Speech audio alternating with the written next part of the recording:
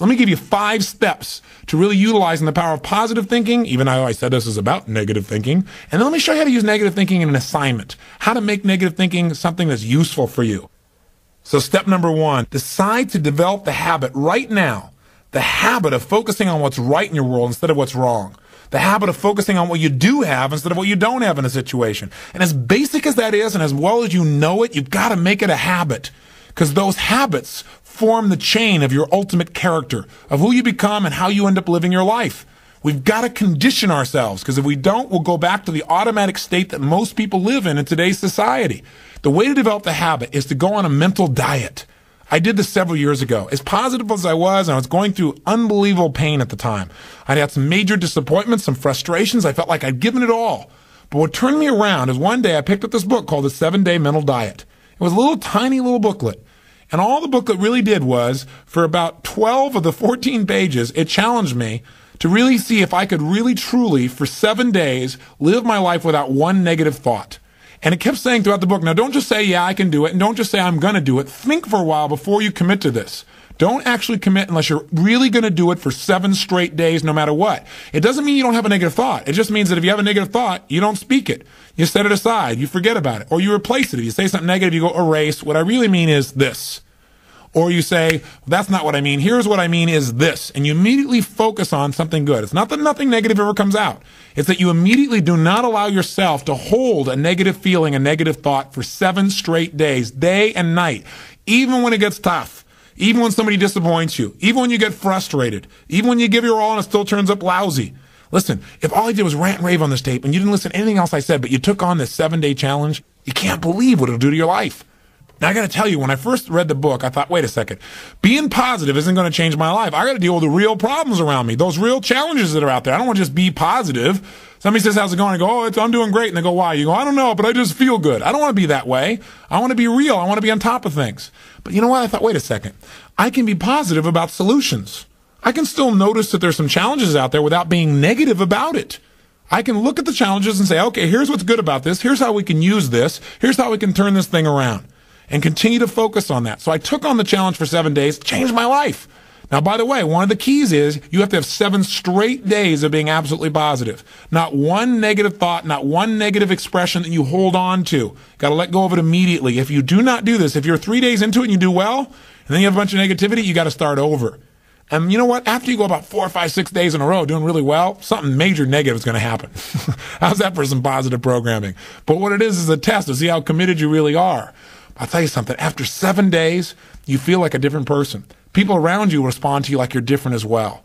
All you want to do is establish the habit of noticing what you do have instead of what you don't have. Noticing what's great about a situation versus what's not great. Focusing on solution instead of problems. That's what changes your life. Here's key number 2. Instead of judging yourself and others, decide, remember these are decisions, decide right now to become curious instead of judgmental.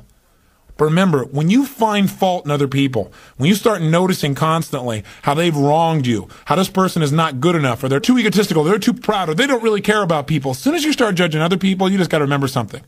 If you start judging other people, you're going to also start judging yourself intensely. If you're angry at other people, there's a very good chance you're angry at yourself as well. Maybe we need to perceive more and judge less. Maybe instead of finding fault with other people, without really thinking about what they've gone through to be where they are this day, maybe we can get really curious about what's making this person be in the state they're in, or what's the motivation behind this person's anger.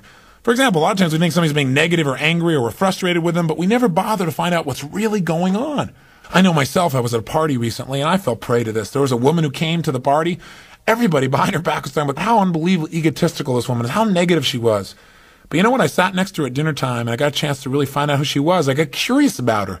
And I began to find out about all the pain she'd been through in her life. When I realized was this woman was just barely hanging on to her life. She just needed to know that people cared. But she was so afraid of being rejected that she put out this ego because she didn't want someone to reject her. So she figured she'd reject them first. And I got a chance to really know her, and she was a wonderful person. I'll tell you something else we've got to be careful of that ties in with this, of our being judgmental. Out of our fear of having heroes in our society today, we seem to try and consume them and destroy them as quick as we can. We try to find something that's wrong with our heroes because, boy, we don't want another Jim Jones. We don't want another Jim Baker. Remember, we got to judge less, perceive more. We got to get curious. Instead of living in a society where we're so afraid We're so afraid to believe in anything or anyone that we believe in nothing at all, and we lose our power of positive thinking. We try and protect ourselves from things we maybe not even need to protect ourselves from. Or we live in a society where we try and destroy our heroes, where we take somebody like Barbara Walters, an incredible broadcaster, a woman of incredible integrity, who gets nailed by one person in a book, and it's in every newspaper across the land, how she probably stomped on people to get where she was. That's absurd. Martin Luther King, after he's passed on, somebody comes back and stomps all over his career and his reputation. Is that the society we want to live in? Any person who takes glee in watching another person's pain will experience plenty of pain themselves. Remember the quote, "He who was without sin, let him cast the first stone." The bottom line is, if you go looking for brown, you're going to find it anywhere you look for it, in others or yourself. Free yourself from the disease of making others wrong, and you'll free yourself from the disease of making yourself wrong. You have a lot more energy to create solution instead of problems. It's part of the power of positive thinking instead of falling for the destructive power of negative thinking. If you want to get curious, just ask yourself, what do I like about this person? Wonder what's going on with this person that would make them feel this way. How could I help this person? As you ask these kinds of questions, you may learn something about how human beings operate, about their motivations, maybe even some things about how to support yourself as you try to support others. Remember, get curious instead of judgmental. Here's key number 3. If you really want to develop the power of positive thinking as a habit, as a lifestyle, as a strategy for success, then decide right now to find something to appreciate from any seemingly negative person or situation. And develop the habit of giving compliments. See, if you really want to have some more positive feelings in your life, you got to keep focusing on what's right. You got to get curious. And most importantly, you got to find something to appreciate even in the tough times. Because in reality, as we've talked about so often before, the toughest times in your life sometimes provide you with the real resources to change your life. So what we've got to do is find something to appreciate. Not someday when things work out. We got to appreciate where we are right now. And this is something I talked to my daughter Jolie about today. Because she's in an experience today where I thought, well, gosh, she's not being very positive. And I'm going to talk about positive thinking. Because she came in to see me and she's feeling really sad. She's feeling really down, feeling really frustrated. And you know what her problem is? Her problem is she tried out and won the right to be amongst 3 girls who dance in the Electric Light Parade at Disneyland. And that was about 3 or 4 months ago. She's been going there after school every day, driving from San Diego up to Anaheim, burning herself into the ground, getting up and going to school to be a straight-A student still, and trying to visit with her family and her boyfriend. And she found herself maxing out. Now think about her problem. Her problem is that she gets to be at Disneyland and fulfill a childhood fantasy. Her problem is that she loves her family and wants to be with them as well. Her problem is she loves to be at school and really do that. Her problem is she has so much abundance that she has to figure out how to get it all in one day, and she can't do it. And she's physically burning out. That's her problem. And you know what? She says, gosh, I want to be home. I want to be with you guys and all these things. I don't want to miss out on all this great time we have together. I want to be with you guys. I said, but honey, look what you're doing. She goes, yeah, I don't want to miss out on Disneyland either. I don't want to miss out on my career and what I'm doing and what's going on. What's the problem? The problem is she's finding out what's negative in both situations. She's focusing on what she doesn't have instead of what she does have. Now, I could be negative about that and say, gosh, be more positive. But you know what? In reality, I realized being negative in this situation may not be bad. What do I mean? I don't mean being negative. I mean being intelligent. I mean being critical in your thinking. Seeing what you don't have is sometimes useful too. This is what I promised you in terms of the power of negative thinking. Here's how negative thinking can be useful. I sat down with her and I said, honey, let's look at the advantages and disadvantages of both. Let's not just be positive. Let's look at it. The whole thing is positive. Let's know that no matter what you choose, you've won. You have what most people dream about. But for a moment, let's be a little bit critical. What do you love about Disneyland? What's great about it? What is it giving you? And let's ask the question that maybe we don't ask very times when we're just being purely positive. What isn't it giving you? What are you afraid about? What are you missing by being there? What's great about being at home more? What's great about those things? What's not great about that? Be honest. If you were there, what might happen that's not good? What might you miss out on?